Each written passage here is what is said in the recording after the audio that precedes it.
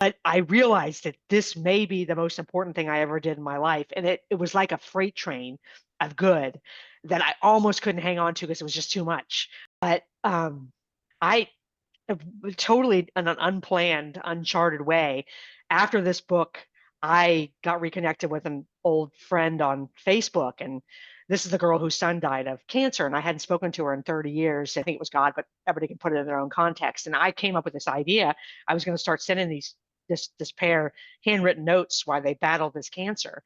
And so I started doing that. I hadn't written anybody a handwritten note in 30 years. And her son dies. I keep writing her because I don't know what else to do. She starts writing me back. We spend 2 years being pen pals without any kind of electronic communication. And the experience was so profound that I was like, wait a second, if this can happen from this one girl, what about these other hundreds of people on Facebook? So I ended up taking 18 months and I wrote 600 handwritten letters to all these people.